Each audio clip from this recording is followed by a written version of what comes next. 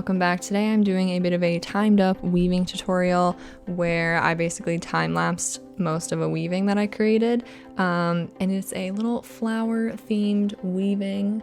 It's relatively simple. Almost all of this was made with kind of just like scrap material or very repetitive materials. So if you have your own colors you like, you have your own materials on hand.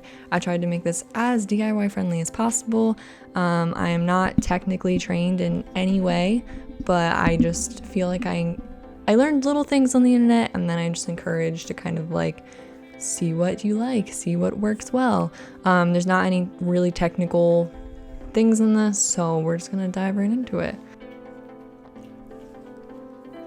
So for this, I wanted every aspect, like I said, to be as DIY friendly as possible. So I'm truly just taking scrap cardboard and creating my loom or frame out of this. Mine was just a 9x9 square. You can truly do whatever you want. I cut little notches in 1/2-inch intervals across the top and bottom so that I could have my warp thread kind of wrap around those really easily. And I'm just using scrap yarn that I had that I knew would be enough. There is such a thing as like specific weaving thread for this part that's like more durable, like not so bulky, so it's not as visible. But if this is all you have, I think you'll be perfectly fine. And I always suggest, and I feel like everywhere I like read or watched videos on, you always want to start your weaving with a few lines of just like standard, over under weaving, just to kind of add some stability and durability to your piece and really just start to like pull it all together. At least I would say for like if you don't really know weaving, definitely do this. It just makes your life easier in the end, besides trying to do something fancy. But this is the beginning of me creating the true flower part, which you'll see just repeated throughout. I'm taking a dark green thread to kind of resemble a leaf, if you will. And what I do is I just tie it on one end, and then I do just a loose hanging loop and tie the other end wherever I like how much it hangs. And I don't know if you'd have to do this necessarily if you had a really tight weaving, probably a bigger piece with more thread, but this is rather loose, rather like freehand, kind of figuring it out as I go along. So I think this will prevent you from possibly like yanking on things accidentally, and it just makes it easier, quite frankly. And kind of the thing with weaving is you want to keep filling in as you go along. So the whole point of this weaving is like big pieces that like pop out like the flowers, but you do want to keep kind of like weaving in the background to like mesh it all together and create a solid piece.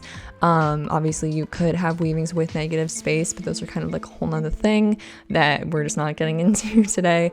So for the flower, I have this really chunky pink yarn that I do the exact same thing I just did with the green, but I'm just doing much smaller loops this time.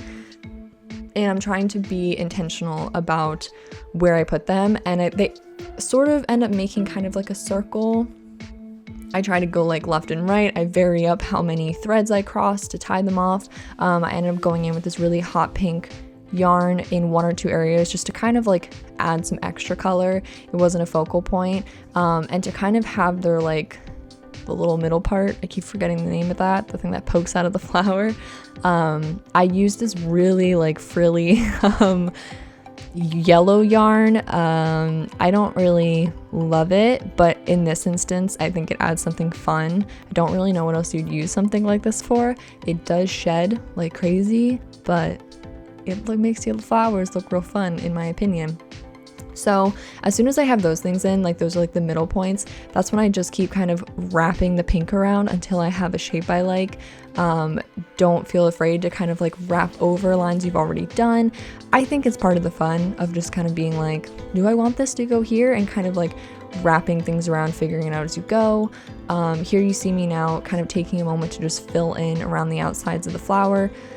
I definitely could have done a better job of it while I was going along, but because I didn't have a plan on the flower itself, it's not like it really hurts it. It just, then you're kind of tucking in yarn, trying to like make it all go together as best as possible. You get the hang of it pretty quickly, but it is something that just kind of like you realize after the fact, oh yeah, I have all this yarn to catch up on.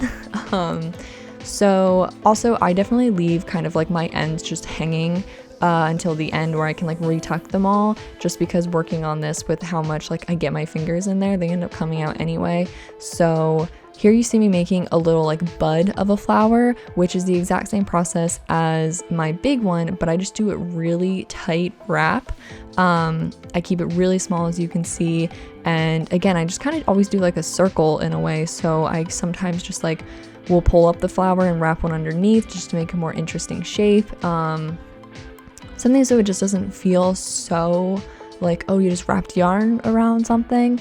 And again, now at this point I was doing a much better job of keeping up with the background weaving to have the whole background be that color.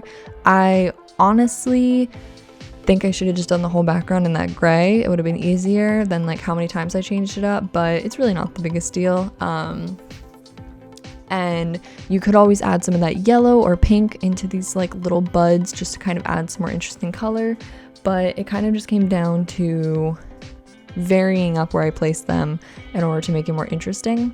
Now here, just to kind of divide up the gray, because I was just trying to play around, I did like I'm not gonna think of the technical term, I'll put it on the screen, but it's a weaving style that you truly just wrap the yarn around it across a distance. So you're wrapping it around and you're always pulling the yarn around the warp thread in the direction that you're going. So it makes this kind of like loop thing, which is also a style you could do for some of the buds, and I think I do at one point.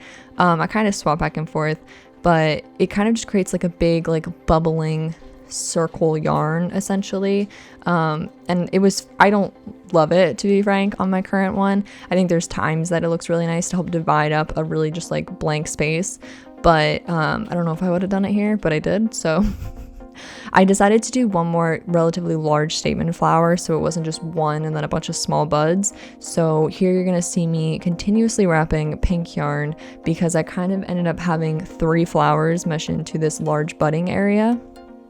So everything's just a mess of going back and forth between like, oh, I think I want it to be this high, but I need like the gray thread to kind of catch up to it. So you're going back and forth and just tucking yarn. And like I said, I think once you do the first flower, you get it for the rest of it. It's not really anything complicated. So I am kind of trying to find a way to divide up my 2 flowers here, which I don't know if it totally like you totally see it in the end one. I think you kind of get the idea, hence why I added the neon pink to the larger one. I did not add any of the yellow, but I could have. I think I was kind of fed up with the yellow at that point. But once I've done that, I chose to just even out the top of the line with the gray.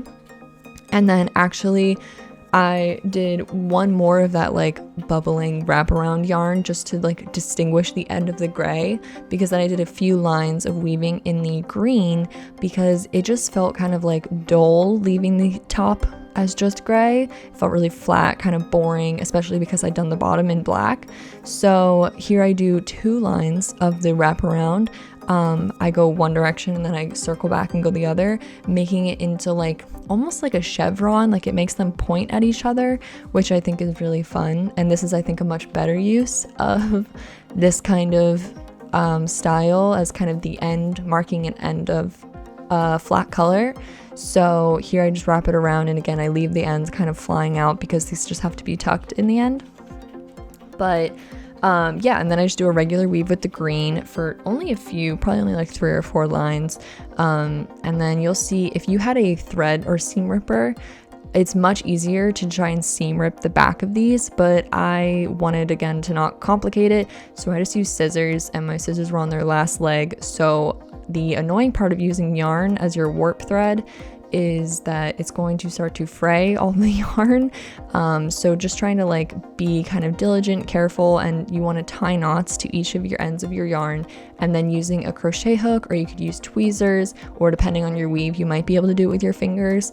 You want to kind of push it through the backside so that it's all tucked in and not seen from the front. And you can kind of trim it to your liking. I would just carefully trim so you're not like accidentally cutting something that's going to unravel. I couldn't find a branch. I like to use branches to hang my weavings, but I couldn't find one, so I painted this dowel rod, and then I just used more of the green because that's what was at the top, and you're just kind of fishing it through and making these like small loops to adhere to the dowel rod, and it's just going around like that. And then I had a little bit extra, so I kind of just knotted it at both ends, and then used the leftover string to be its little hanging situation, if you will.